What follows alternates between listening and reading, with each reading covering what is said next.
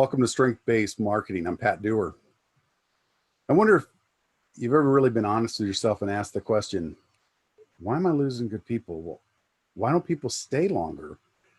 I have such a hard time mentoring people that actually want to stay. As a business owner, I would think that would be one of the biggest flares that begin to set off in our career, in our leadership, in our company, is getting people to actually stick around long enough to develop them into who they can be. And yet, do you know who people blame when they leave a company? Most of the time, it's the leadership. It's the management. They don't trust a lot of the leaders that are out there. And I'm so grateful to have Darren Smith on my call today, because Darren describes himself, I mean, his title is Chief Unlearning Officer. And he's a native Texan.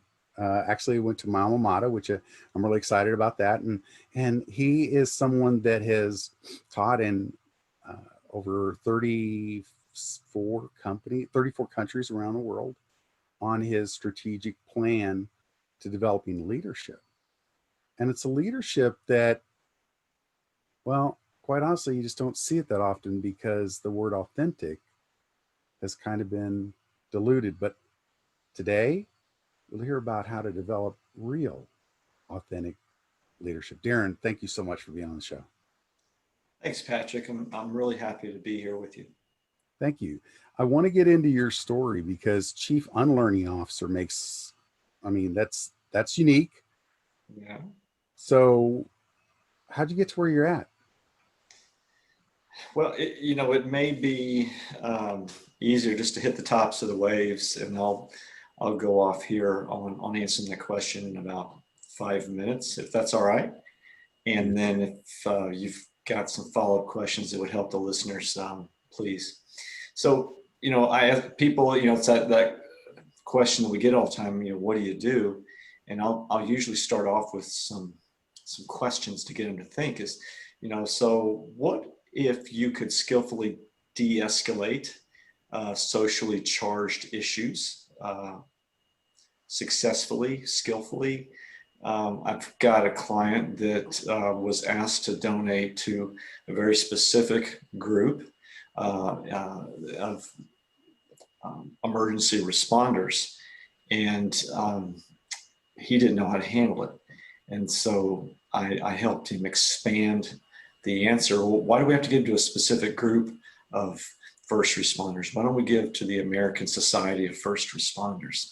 A lot of times people have good intentions, but they lead you down a path within your organization that's going to upset as many people as it is make people happy, right? And so you got to rise above, you got to be principled. And that's something that maybe we can get into when we start maybe going through some questions. So with that said, what if you can increase profitability 10x even during a pandemic-like disaster like that we have this year? What if you could scale and achieve the next level that you've been bumping your head against for years, and you just don't know how to get to the next rung on the ladder? I show leaders how to create a committed community using what I call an authentic leadership loop. And that's how you address successfully those questions that I just started the conversation with Patrick. So after 25 years that I've been doing this, I've figured out the reason the business leadership needle hasn't moved. That we spend billions of dollars every year on leadership technique, classes, and coaching. And we've been doing that for decades. And the needle hasn't moved. And so I've figured that out. And in my opinion, leadership is not a technique. And that's the whole problem. That's why the needle hasn't moved. Leadership is character. And we know this, but we don't really know how to operationalize. I don't know if that's really a word, but I like to use it. We don't have to operationalize that. You know, you're not born with character is one challenge that we have, right? You build it. And there are no born leaders. You know, people mistake your temperament, like if you're assertive or have a lot of self-confidence, as someone that is a natural born leader. I'm here to tell you, I used to believe that. I don't believe that anymore. There's no such thing. There are no born leaders. And lastly, people don't want to follow a technique. Going back to the needle not moving, they want to follow an authentic leader. So let me three quick hits here. Very few people in their lives figure out who they really are, why they're here, their purpose. And so they never really get to serve or fully serve their purpose, to be on purpose, right? I ask that question of people a lot. 99% of the time they tell me, Patrick, that, well, it's to help people, like feed my family, take care of my family. And I gently respond that, you know, that sounds like a result, doesn't it? So you have to serve your purpose. First, you have to know what it is so you can serve it, so you can produce that kind of result, right? So we need more specificity. How specifically are you to help people?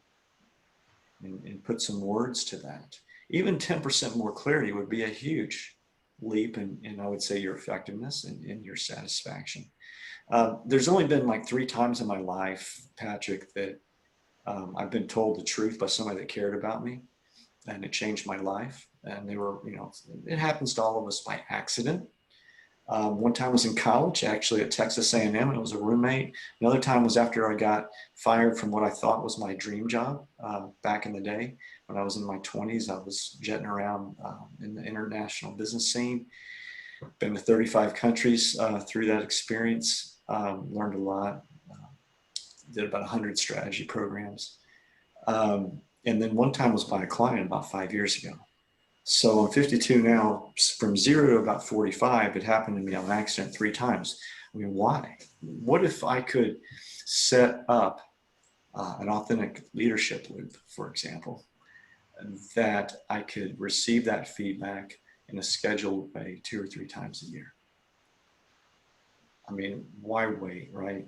The other thing is there's a gap. If you can imagine that you catch your best self on a sheet of paper, your temperament on one side, your character on the other, what I feel is that's your core. And that's really where the focus ought to be for authentic leadership development. So it's your best self, it's the goal, it's your peak, and then you've got this authentic leadership loop, which is getting the truth about how you show up to others. And I'm not just talking about at work, I'm talking about at home, I'm talking about with friends, in the community, maybe as a spirit-filled person.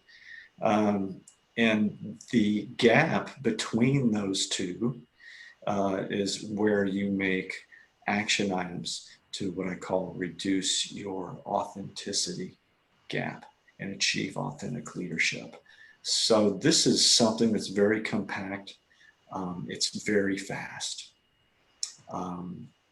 Anybody can do this, right? It's taking something really complex and making it simple. I just feel very humbled to have somehow this is what I'm supposed to be doing, and here I am, and I really am energized by this, by helping people with this authentic leadership process, this program. So to achieve authentic leadership, you know, you've got to have a basic understanding of temperament and character. Here's a hard truth. About a decade ago, I was on the very edge of something called integrated project delivery in the design and construction industry commercially. So building buildings, for example, like a $20 million office building or a $50 million university lab or something like that.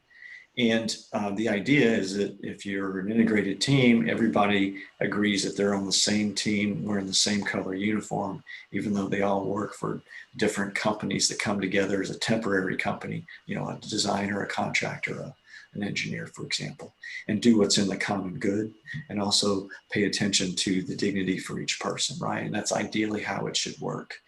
I quickly lost that leadership role, bringing these people together, because I couldn't verbalize what I'm going to share with you now. And that is that you must grow personally, not just professionally, and growing your business while you remain unchanged. The same goes for using better and better technology or work processes, and at the same time, right? Since temperament comes from nature and is part of biology, or is your biology, your default is to lead with your temperament, right? Instead of your character. And I think we all know intuitively that we really ought to be doing the opposite, right? And so when you have this loop, you learn how to change it and lead with your character, backed up, supported by your temperament, right? And achieve authentic leadership. And, going back to finish the story about integrated project delivery in the commercial construction industry, Patrick, is that they never really, and still haven't gotten the results, this has been 10 years, that everybody talked about and was sold on. And the reason is because work processes, building information technology, lean construction processes borrowed from Toyota, doing team building, like doing a charter for the team where everybody signs it and this is how we're going to do things. Those are all techniques. They don't work, right? So what we really need is, even in an integrated project, is character. You have to build character in order to pull off an integrated project. So that cost me 10 years ago. But fortunate thing is, I'm sharing kind of a survivor story here with you, is that, we've got the words now, and we've got, a process here that has a definite start, a definite finish. And I don't think there's really any black box to it. I think most people can understand. I think that's maybe a good place to land, Patrick. Yeah, no worries. I love it. I mean, I know that in my life, I was 40 years old before I found my purpose, so to speak, but it was because I found my greatest internal motivational gift. And it was one of seven. And at first I denied it because it said teaching was my internal motivational gift. And I went, no, it ain't. When I went to school, first thing they said to me is, 99% of the rest of the freshmen, enrolled or placed above you. And so, idiot. And yet when I got out of school, graduated, got my BS, not all BS, but I began to really study how to learn even faster and better. And what's so funny is that when I was 40, I was approaching this gift and seeing and listening to old tapes.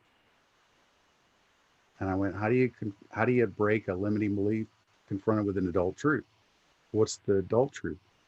Not the kid truth that wrote it. The adult truth is that I learned how to process information or whatever I wanted. So then I said, okay, if this gift is in me, let me begin to offer it. And tying that with my core strength, hence strength-based marketing, it's been like jumping in the river, flowing with it.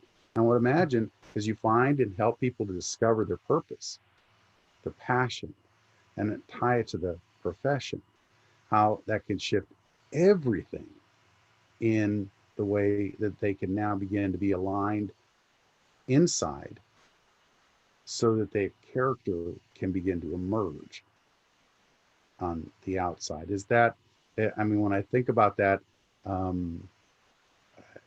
know there's a process involved. And I guess one of the things that I would want to know is when you're talking to an executive or an organization, and in a sense, you're kind of trying to wake them up and challenge them a little bit. What are some of the key things that you do? Is it just I would imagine it's a little more than the questions, but there's got to be something that gets them to go, oh, we need this in a big way. Yeah. Yeah. So thank you for asking.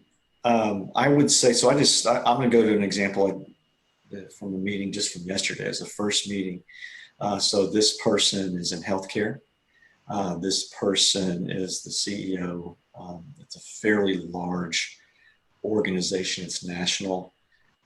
It's partly owned by private equity.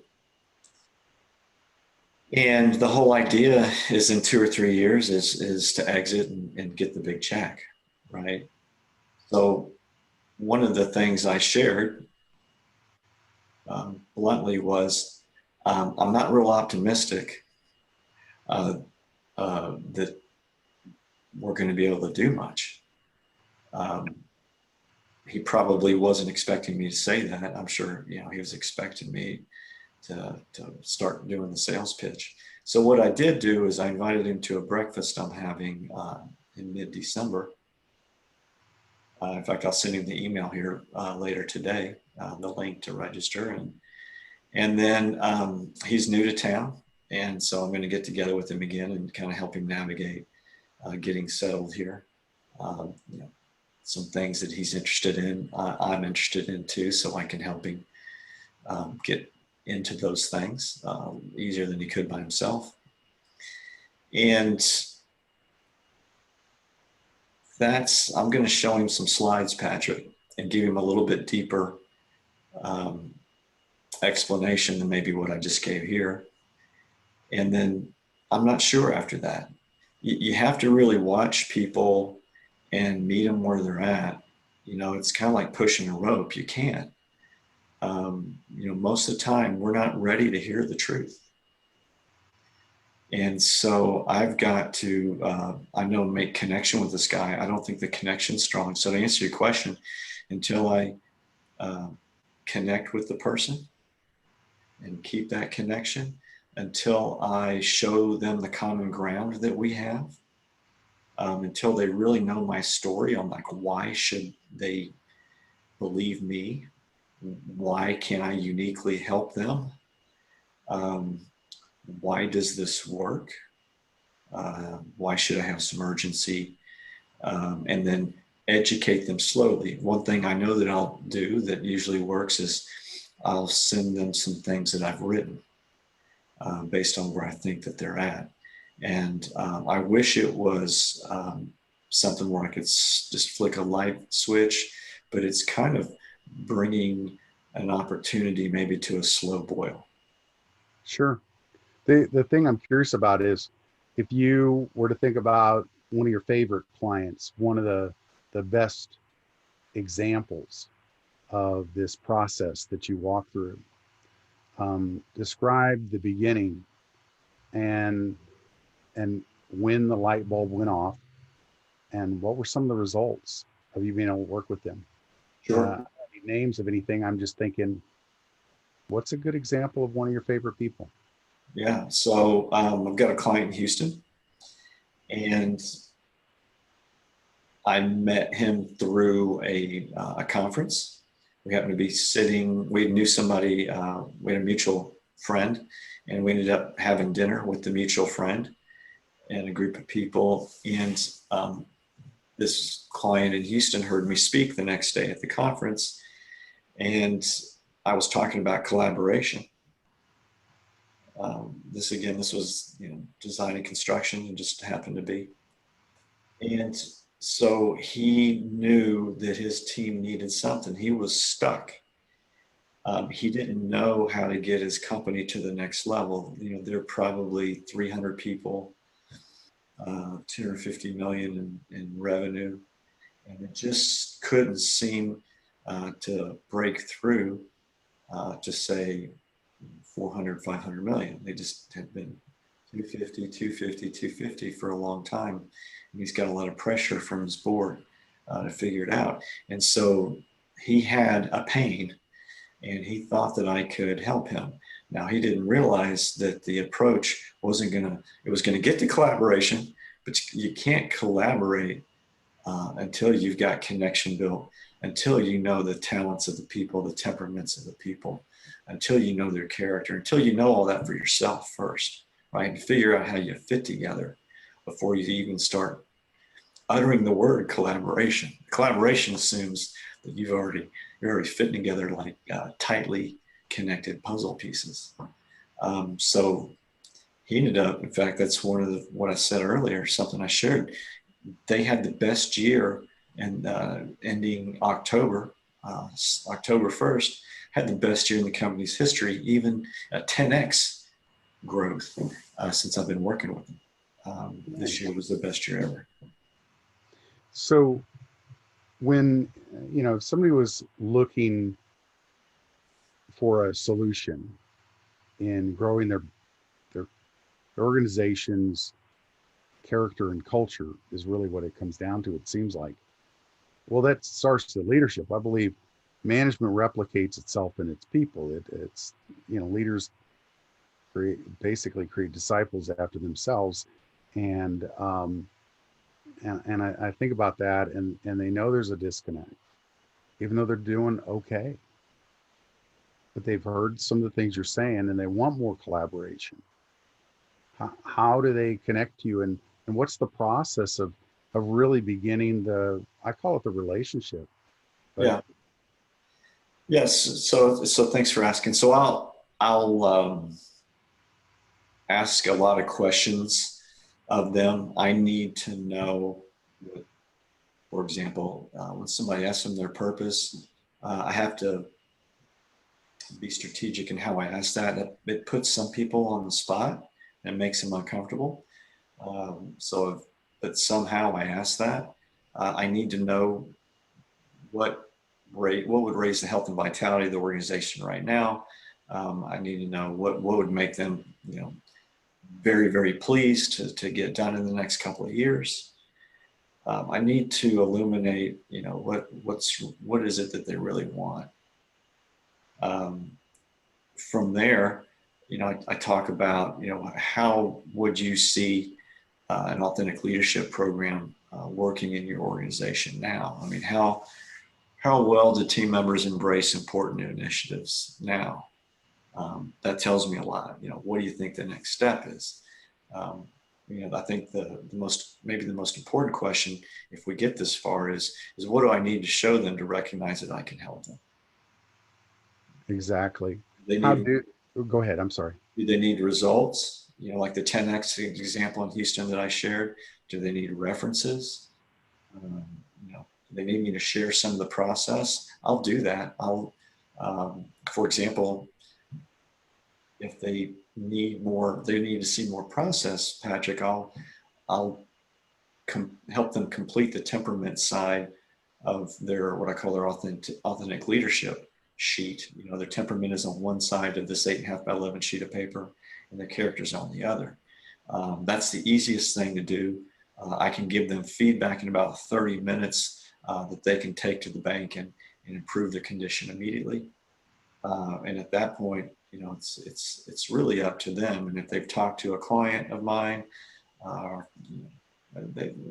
got to let them kind of come around to it themselves. Asking the questions, getting into the weeds a little bit, past the summary I gave you at the beginning of our conversation today, and then what is it that they need to feel comfortable?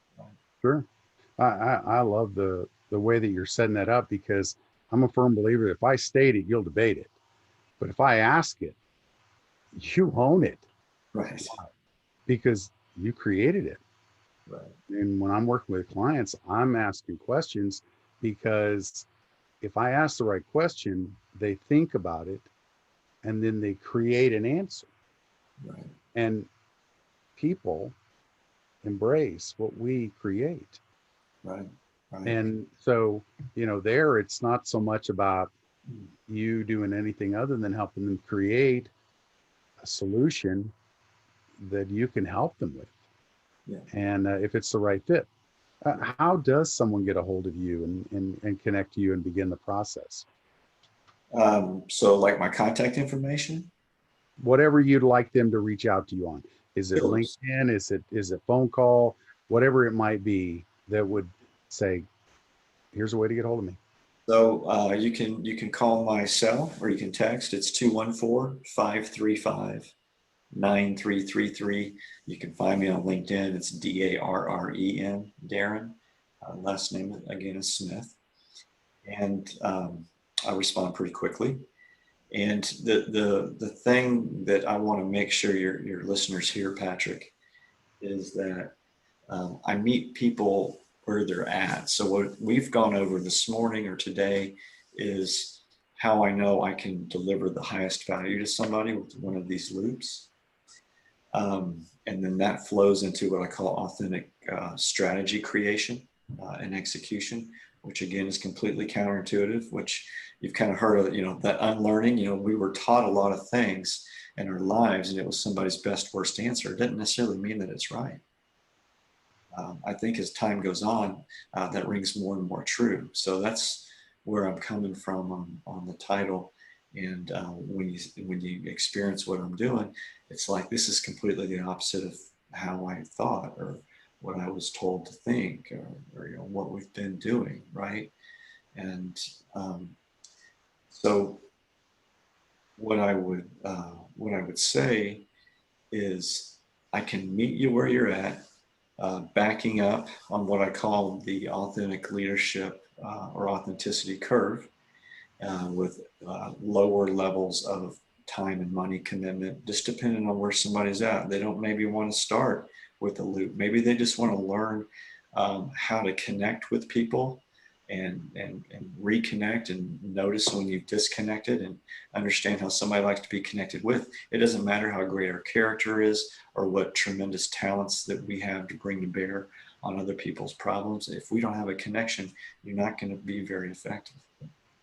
And so I meet people anywhere from free, to get my monthly newsletter to $300 for a 3-hour workshop to, depending on the size of your organization, $10,000 a month for one of these loop programs and everything in between. So that's something that I'm very, very happy to be doing is to be able to really to help anybody in a way that doesn't sound like I do everything. If that makes sense. Great. Yeah, it does. It does. I mean, walking in your purpose is one of those things that becomes kind of always. I mean, Emerson's quote is amazing. What you are speaks so loud, I can't hear what you're saying. Right. It's not about the words, it's about who you are and how you show up. And people see you and they read you so quickly. And so one of the things I encourage you to do, folks, reach out to Darren Smith. It's on LinkedIn or his phone number. Find out if there's something that you can connect to him on. And I know the power of finding a person's purpose. I mean, I said it earlier. I found mine when I was 40, and it was really funny because I didn't know I was looking for it. Mm. And it was kind of like one thing led to another, and I began to discover that there was underneath the surface something that was causing interference with my relationships at work, at home, family. And I think a lot of those are our temperament and our pains showing up. Yeah. And a lot of times when somebody begins to get past that and see how their character and their purpose and their passion can all align, and everything begins to operate at a different frequency, a different level, and it can grow your company and your organization and your relationships in so many ways. So I encourage you, reach out to them. Folks, this is strength-based marketing. It's all about finding your purpose, passion, profession, and allowing them to align so that you do what you love. You love what you do, and then you get to send an invoice. So with that, thank you so much, Darren, for being on the show. It's an honor having you here. I look forward to getting to know you better over the next years. And with that, folks, thanks again. Remember, I just like to sign off with this. We're giving you information. Without implementation, no good. Information with implementation creates transformation. take action. We'll see y'all next time.